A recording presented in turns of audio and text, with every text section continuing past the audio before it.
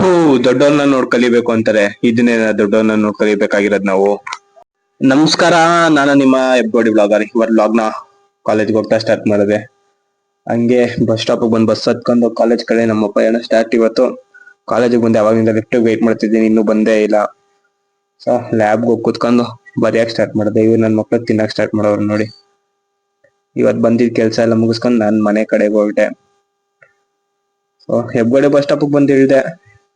ಇವಾಗ ನಡ್ಕೊಂಡ್ ಮನೆಗೆ ಹೋಗ್ಬೇಕು. ಮನೆಗೆ ಬಂದು ಸಿಂಚನ್ ನೋಡ್ಕೊಂಡ್ ಕೂತೆ. ಆಮೇಲೆ ಏನ್ ಮಾಡೋದು ನೋಡೋಣ. ಕಾಲೇಜಿಂದ ಬಂದಾಗಿಂದ ಬರೀ ಫೋನ್ ನೋಡ್ಕೊಂತ ಕೂತವಳೆ.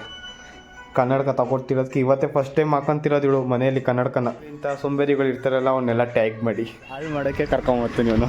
ಹಾಳು ಮಾಡೋಕ್ಕೆ ಪ್ಲ್ಯಾನ್ ಕೊಡ್ತಾವೆ ನೆಕ್ಸ್ಟ್ ವಿಡಿಯೋ ಕಂಟೆಂಟ್ ಮಾಡೋಕ್ಕೆ. ಏನೋ ಹೇಳ. ಏನಿಲ್ಲ, ಇವಳು ಗರ್ಲ್ ಫ್ರೆಂಡ್ನ ನೋಡಕ್ಕೆ ಹೋಗ್ತೀನಿ. ಇದೇ ಹಾಕೋ ಹೆಬ್ಗೋಡಿ ಒಂದು ಸೀರೀಸ್ ಸ್ಟಾರ್ಟ್ ಮಾಡ್ಬೇಕಂತ ಇವನ್ಗೆ. ಇವನು ಬಂಡವಾಳ ಹಾಕ್ತಾನಂತೆ, ಮುಖ ತರ್ಸೋ.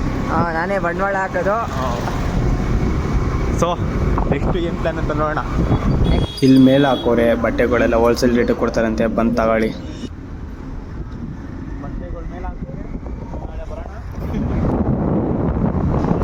ಇವತ್ತಿಗೆ ಇಷ್ಟೇ video. For more videos like this follow fit ಸಂಚಾರಿ.